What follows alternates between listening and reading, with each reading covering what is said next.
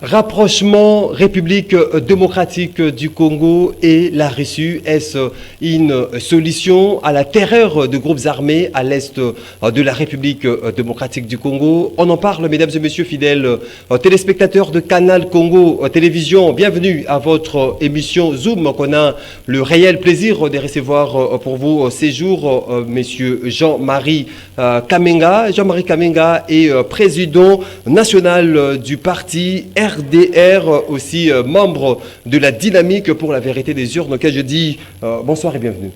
Bonsoir, monsieur Maxime. Bonsoir.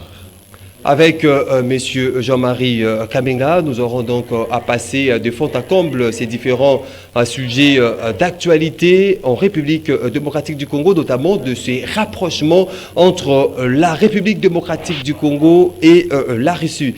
Monsieur Jean-Marie Kamenga, vous avez sans nul doute suivi la participation du ministre de la Défense à la conférence internationale sur la sécurité qui s'est tenue en Russie. Le ministre de la Défense a sollicité de la part de Russie un soutien justement pour faire face à cette insécurité à l'est de la République démocratique du Congo avec les groupes armés, le M23, les ADF et autres. Est-ce que c'est déjà une solution à cette crise ou à cette insécurité, ou bien vous avez d'autres avis? D'abord, Maxime, vous devez comprendre une chose. Depuis la guerre froide, le Congo a joué un rôle stratégique pour le bloc capitaliste. Et je sais que c'est ça peut-être notre malheur avec Mobutu qui était pratiquement le gendarme au niveau de l'Afrique centrale, puisqu'il y avait cette expansion du socialisme qui venait de l'Afrique australe et de l'Afrique de l'Est. C'est comme ça que Mobutu a joué le rôle que les Américains, les Occidentaux lui ont confié.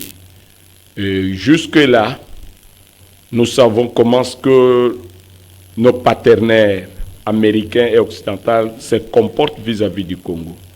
Et même si aujourd'hui, c'est vrai, tout le monde veut bien que la guerre puisse prendre fin, nous ne sommes pas le premier pays à aller vers la Russie.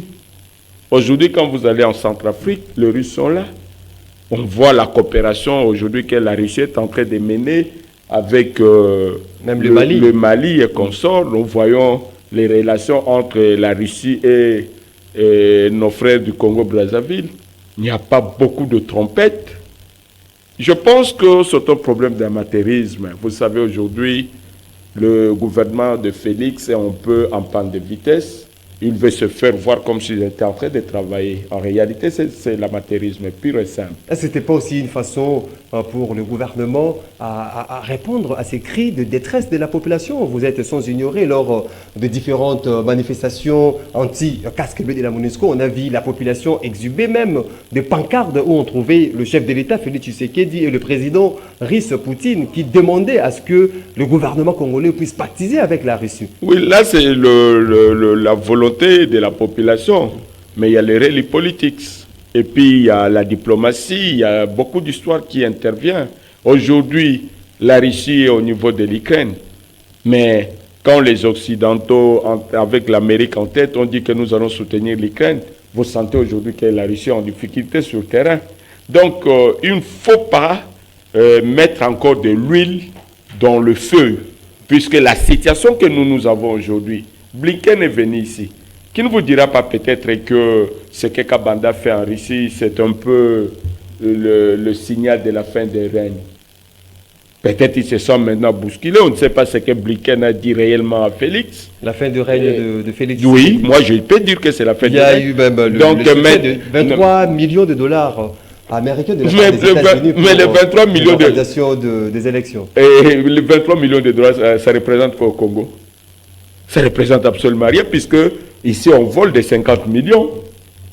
23 millions de dollars pour les Américains, pour l'organisation des élections au Congo, pour un budget de plus d'1 milliard de dollars. C'est juste une goutte d'eau dans l'océan, ça ne représente absolument rien. Je pense qu'aujourd'hui, nous savons qu'est-ce que le Congo représente. Quels sont les enjeux? stratégiques et géostratégiques que le Congo représente sur l'échelon mondial et prendre des décisions hasardeuses ou faire des déclarations hasardeuses telles que Kabanda fait, c'est le pur et simple l'amateurisme. Vous placez cette coopération RDC-Russie sous quel signe? Signe de la fin, signe d'une nouvelle ère qui s'ouvre, ou dans quel signe placez-vous cette coopération Maxime, en gestation entre la République démocratique du Congo et la Russie? Maxime, la Russie a l'ambassade, une représentation diplomatique à Kinshasa. Il y a des canaux diplomatiques. Nous savons très bien que nous sommes sous embargo des Nations Unies. On n'a pas une coopération stratégique avec la Russie. Non, je dis ceci. Nous savons très bien que nous sommes sous embargo des armes au niveau international. On ne peut pas comprendre un ministre de la Défense qui va aller publiquement faire des telles déclarations. Même si on a besoin des armes, même si nous voulons acheter des armes, il y a des canaux bien précis. Il est allé à une conférence, ça ne servait à rien de faire de telles déclarations. Et moi, je dis que peut-être ce sont eux qui travaillent aussi contre la nation. Kabila achetait les armes, on était sous embargo. On a vu Kabila ici acheter les armes. On était sous embargo. Est-ce que vous connaissez quels sont des canaux que Kabila utilisait pour que nous ayons des armes? Pourquoi chez Félix, on doit toujours faire beaucoup de bruit? Pourquoi? Ça vous met mal à l'aise? Oui. Puisque, non, aujourd'hui, tant que c'est le souhait de la population. Oui, le souhait de la population veut la paix. Mais cette paix, nous devons savoir comment nous organiser pour avoir cette paix. Nous savons très bien que si aujourd'hui il y a la guerre de l'Est, la guerre de l'Est a deux objectifs. C'est d'abord l'exploitation de nos minéraux par les multinationaux. Et deux, il y a cette influence des anglo-saxons qui veulent bien la balkanisation de notre pays. Et ces anglo-saxons, ce sont les Britanniques et les Américains en tête. Mais aujourd'hui, quand vous vous dites que, Kabanda a dit en Russie que nous avons besoin des armes, de votre soutien militaire et consort. Et si maintenant, si l'Amérique et les autres disent que nous allons soutenir maintenant ouvertement les M23 et le Rwanda pour réellement achever notre mission au Congo, nous sommes incapables de les stopper, puisque la preuve est là. Tu as vu, mais aujourd'hui... Blinken est venu ici. La façon que Blinken il a responsabilisé les deux gouvernements. Non. Il a responsabilisé les deux gouvernements. Je parle la déclaration de Blinken à Pretoria. Je suis au courant que il y a des soupçons que le Rwanda supporte les M23 à l'est de la République. Blinken est venu ici. Blinken a dit que je vais au Rwanda, je vais parler sincèrement à Kagame. Blinken arrive au Rwanda, c'est l'autre discours. Blinken charge. Blinken nous met devant nos responsabilités. Il a chargé tout le pays. Est-ce que tu reconnais que depuis Kabila et jusqu'à Félix est au pouvoir, ça ne fait pas moins de 3 fois que l'armée rwandaise est entrée sur le sol congolais pour combattre les FDLR qui n'ont jamais trouvé. Aujourd'hui, quand Blinken vous dit que le Congo supporte les FDLR, vous ne trouvez pas que... C'était une complicité ou bien... Oui, c'est une complicité. C'est ça notre faiblesse. On a vu hier ici, après le départ de Blinken, il y a eu des sénateurs américains et des congressmen qui étaient à Kigali pour soutenir le gouvernement de Kagame et lui apporter leur soutien. Donc c'est pour dire que nous... Est-ce qu'il faut changer maintenant de camp dans le cadre de coopération stratégique? Est-ce que les États-Unis d'Amérique, la France, l'Angleterre, sont-ils sincères avec la République démocratique du Congo ou bien il faut changer le physique de Paul? Non. Aujourd'hui, la situation que nous avons sur terrain, nos partenaires traditionnels, nous les connaissons. Nous connaissons leur comportement. Même si nous voulons basculer, on ne va pas basculer avec fanfare. On ne va pas basculer avec fanfare. Mais le moment venu, nos partenaires sauront le basculement au Mali, ils ont basculé avec fanfare. Ils n'ont pas basculé avec fanfare. Ils ont basculé avec fanfare. J'ai dit ceci, Goïta, avant d'arriver là-bas, Goïta a vu tous les erreurs de Keïta et consorts. Ils ont vu comment est-ce que la France était en train de mener l'opération en défaveur du Mali. Et en ce moment, la junte militaire a pris ses contacts, les contacts secrets, et qui a abouti à ce coup d'État. Et ce coup d'État, il a laissé d'abord un moment à un autre colonel qui a dirigé. Et quand il a vu que le colonel n'était pas dans leur logique, Goïta lui-même a pris l'affaire en main. Et c'est comme ça, tout le monde a su que le Mali vient de basculer vers la Russie. Il a chassé la France. Et on a vu tout ce qui se passe aujourd'hui. Aujourd'hui, il y a des soldats ivoiriens qui sont emprisonnés au Mali. Il n'y avait ni bruit. Mais vous n'avez pas encore, même pas le DUI. Mais vous faites la publicité devant les médias du monde pour dire que maintenant... Est-ce que c'est la publicité? Parce que c'est une conférence internationale qui a été médiatisée à travers le monde.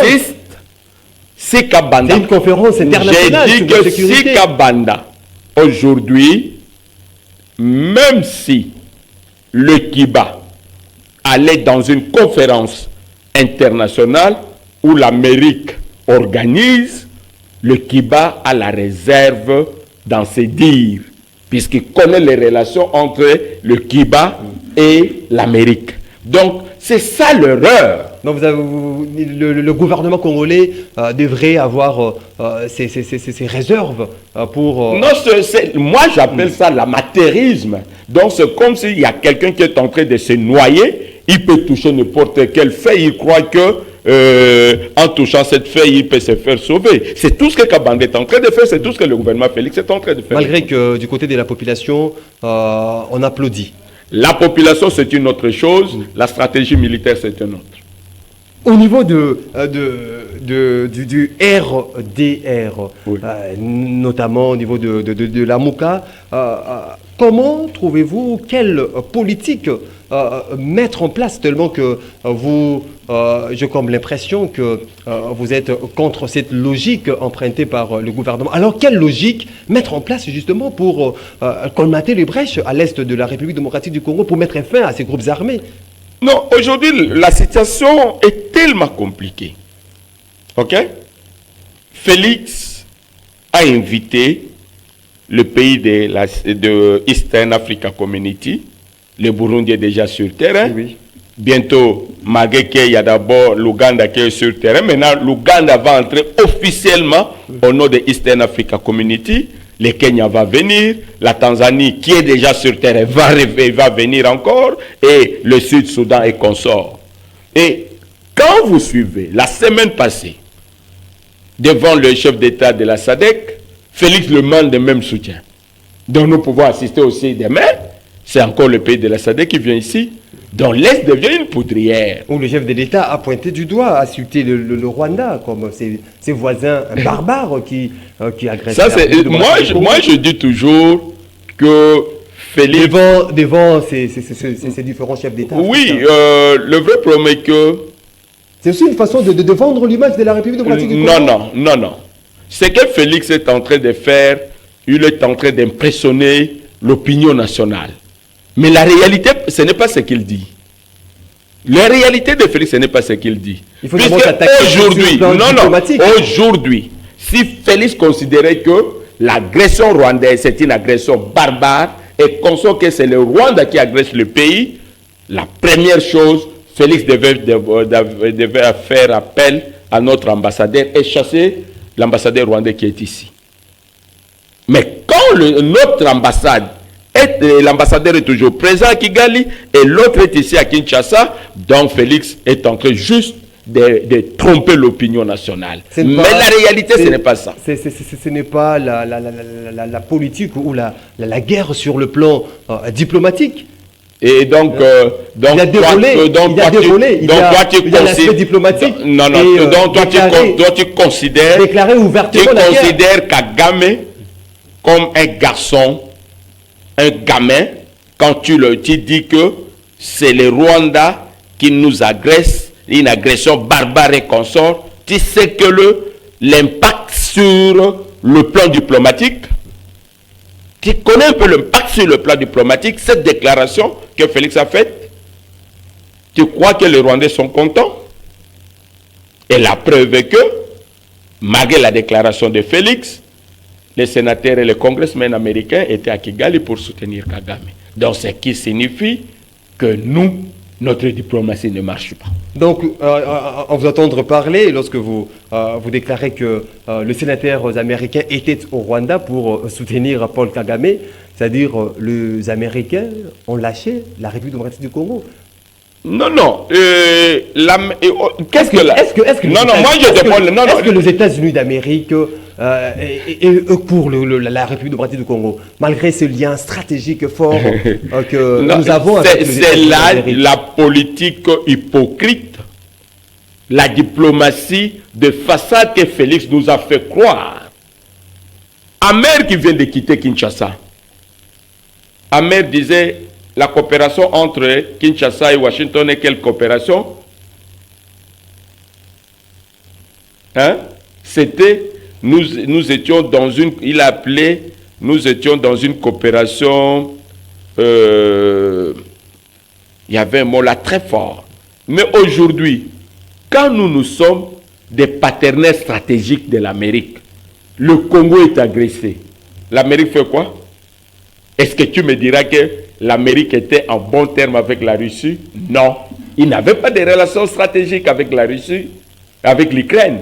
Mais dès qu'il a senti que la Russie veut malmener l'Ukraine, et il a pris position. Et aujourd'hui, même les Européens ne fournissent pas les armes par rapport à l'Amérique. Au moins, c'est chaque semaine des millions et des millions, des milliards de dollars qui sont décaissés pour l'Ukraine. Est-ce que les États-Unis d'Amérique ne se retrouvent pas face à un dilemme?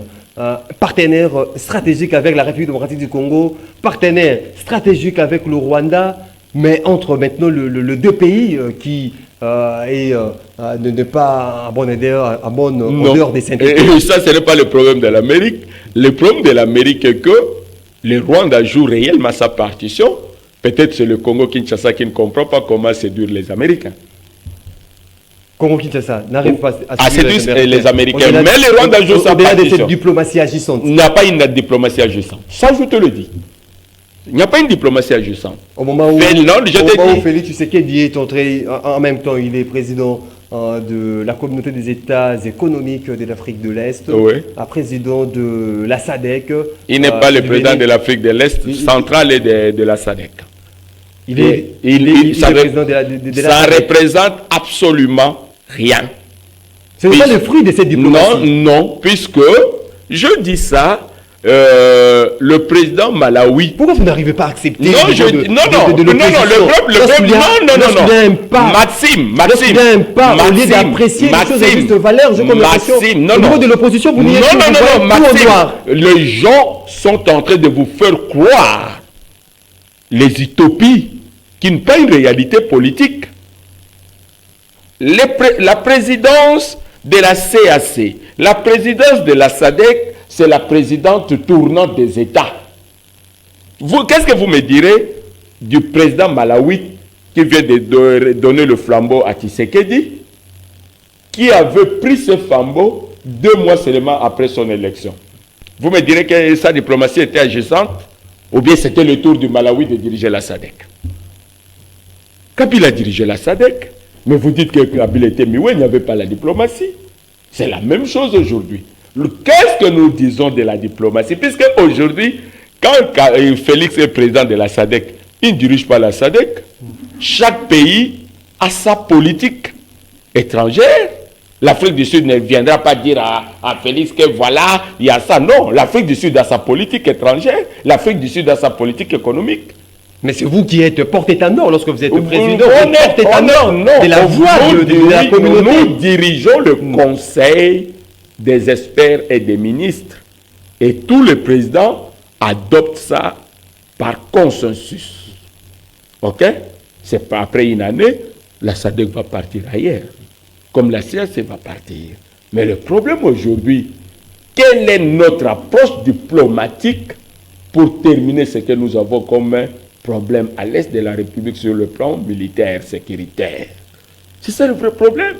Vous ne pouvez pas chaque fois vous consoler, puisque aujourd'hui, quand Félix va à Nairobi, accepter et que les forces de Eastern Africa Community viennent au Congo-Kinshasa. Mais nous tous, nous savons que nos ennemis numéro un sont des pays de l'Afrique de l'Est qui veulent bien voir le Congo se faire balkaniser. Et aujourd'hui, quand vous prenez l'état de siège c'est dans l'Ituri et le Nord Kivu. Mais quand ces gens de Eastern African Community viennent, ils vont prendre de l'Ituri jusqu'au Tanganyika. Et cet espace-là, ça devient quoi? Ça devient quoi? Vous ne voyez pas que c'est le début de la balkanisation. C'est sous la commande de FARDC. Ils ne sont pas en électron libre. Ils n'agissent pas en électron libre à l'est de la République. Qui vous dit? Qu'est-ce que nous avons? Puisque ce sont les secrets de défense, peut-être nous ne sommes pas obligés de parler. Nous savons que quand, par exemple, la MONUSCO... Le gouvernement a annoncé l'entrée de ces contingents moi je dis... sous contrôle de FARDC. J'ai dit ceci. Mais ça, ce sont des discours diplomatiques. Donc pour vous, ils seront en électron libre. Non, c'est un discours diplomatique, puisque aujourd'hui, quand ces gens viennent à rescousse, puisqu'on sait que l'armée congolaise n'est pas forte, nous ne sommes pas forts sur le terrain. La MONUSCO a fait la déclaration ici que les armes que les M23 utilisent, l'armée régulière n'en a même pas. Donc, même les armes qui viendront de nos partenaires de Eastern Africa Community, peut-être nos forces armées ne savent pas manipuler. Ce sont eux qui vont commander, ce sont eux qui vont manipuler leurs armes. Et vous ne connaissez pas la suite. Mais je pense que les gens, de visionnaires, les gens sages, qui voient ce qui se passe à l'Est, je crois que aujourd'hui Félix nous met dans une situation plus compliquée qu'avant. Donc pour vous, au niveau du RDR, la venue ou l'entrée de ces contingents burundais dans le cadre de la force régionale, ça ne vous arrange pas du tout. Est-ce que vous savez que les Burundais... Vous prophétisez le pire pour la République démocratique du Congo par rapport à l'entrée de cette force régionale. Oui, puisque l'armée burundaise est déjà au Congo. Ils combattent les ex-Tabora et quoi que leurs histoires, les FNL, les Tabora, au niveau du Sud Kivu. Ils n'ont pas réussi à maîtriser ces gens-là. Et vous me direz que d'autres contingents qui s'amassent. Donc aujourd'hui, tout l'est du pays sera une zone militarisée. Tout l'est du pays, de Tanganyika, peut-être jusqu'au Ouélé, ça sera une zone militarisée. Donc aujourd'hui, ils peuvent prendre, puisqu'ils ont dit, ils vont chasser les groupes étrangers et nationaux. Donc tous ces groupes... Donc, on ne sait pas quelles sont les conditions qu'ils vont donner sur le terrain pour bien traquer ces gens-là. Donc, ça devient aussi un autre problème. Ça devient aussi un danger pour la République. Ça devient un danger. Nous connaissons quelle est la position de tous ces pays de l'Afrique de l'Est. Nous le connaissons. Il veut bien le minerai du Congo. Il veut bien voir une partie de l'Est de la République quitter la République. Ça, c'est connu de tout le monde. Donc, le chemin pour vous de la balkanisation est en train d'être tracé par cette force régionale. Je vais vous dire une chose, Maxime. Vous savez, quand vous arrivez dans un village, on se fait toujours aux sages. OK? Puisque ce sont les sages qui connaissent la réalité. Mais quand le sage te dit que n'ose pas là-bas, si tu oses, ça sera ton déclin. Mais toi qui fais croire aux sages que moi je connais mieux que toi, c'est le déclin. Quel est aujourd'hui? Qui fait croire aux sages là? Non, laissez-moi terminer. Oui. Quelle est aujourd'hui la position de tous les gens de l'Est de la République par rapport à l'arrivée des forces de Eastern Africa Community? Ils ne sont pas d'accord avec ça. Puisque ce sont eux qui connaissent ces gens-là. Il vous fait voir que ces gens viennent ici pour déstabiliser encore le pays. Mais vous forcez qu'ils doivent venir. Et venons voir la suite. Au moment où vous prophétisez déjà les pires pour... Non, on ne prophétise pas le pire, puisque un homme sage anticipe l'avenir. Tu ne peux pas voir un danger, mais toi tu t'amènes vers le danger. Qui a vu le danger et se dirige vers ces dangers? Le Congolais voit les dangers. Que notre malheur, ce sont les États de Eastern Africa Community. Si tu fais aujourd'hui les sondages, combien de Congolais qui sont pour l'adhésion de notre pays dans les Eastern African Community? Je ne crois pas que ça ne va pas dépasser même 25%. Vous avez passé au sondage? Non, je te l'ai dit. Je te l'ai dit. Mais les politiques, on sent que le gouvernement congolais est en train de peaufiner de stratégies justement pour arriver au bout de ces rebelles. Quelle stratégie, par exemple? Quelle stratégie? Moi, je ne suis pas journaliste, mais comme toi, tu vois que le gouvernement est en train de peaufiner les stratégies. Tu peux me citer même une des stratégies. Puisque maintenant, à l'Est, ça ne va pas. Même le gouverneur militaire de l'Ituri qui a fait croire que maintenant il y a la paix en Ituri. Tu vois tous ces jours entre commandants et consorts, il y a des morts tous les jours. Il y a des morts. Rien ne marche. Rien ne marche. J'ai suivi le communiqué samedi de Jean de Béni qui demande même, comme ils ont réussi à faire partie de la MONUSCO au niveau de Butembo, que l'état de siège soit aussi on puisse lever l'état de siège, puisqu'ils ont compris qu'eux-mêmes maintenant peuvent prendre leur propre sécurité en main. Dans ce cas, rien ne marche. Donc cette population n'a pas confiance aux institutions publiques. Rien ne marche. Monsieur Jean-Marie Kaminga, tellement que la cité, il faut le dire, la cité de Bunagana jusqu'à ces jours est sous occupation de rebelles du M23, au-delà de feuilles des routes de la communauté de l'Afrique de l'Est, de ces mini-sommets de Luanda, mais le M23 occupe toujours la cité de Bunagana, dans l'aspect où on se retrouve dans un contexte de guerre, de conflits armés à l'est de la République démocratique du Congo. Le gouvernement peut-il se préoccuper à rétablir la paix dans ces zones à conflit et de mettre un peu de côté les élections de 2023? Non, le problème aujourd'hui, tu parles maintenant de Bunagana. C'est ça qui montre la faiblesse de ce gouvernement. C'est ça qui montre même la faiblesse, que nous n'avons aucune stratégie. Et le Congo devient une dindon de la farce. On était à Luanda. Félix a rencontré Kagame. Parmi les décisions, le rebelle devait quitter Bunagana. Ils n'ont jamais quitté Bunagana, mais par contre, ils ont pris quelques villages encore. Puisque les gens parlent seulement de Bunagana. Mais il y a au moins des villages aujourd'hui, des villages congolais qui sont pris par les rebelles. Et quand vous venez, il n'y a aucun rapport entre la guerre et les élections. Les élections, c'est un droit constitutionnel. Félix, s'il est là, c'est tout ce qu'ils ont fait a une durée. Le mandat est de 5 ans et il doit organiser les élections pour trouver quelqu'un peut-être qui viendra résoudre le problème de l'Est de la République. En gros, M. Jean-Marie Kaminga, qu'est-ce que la population peut retenir de la situation politique de notre pays? Ça sera aussi votre mot de la fin. Bon, la situation politique, nous vivons tel que nous le vivons depuis 2018.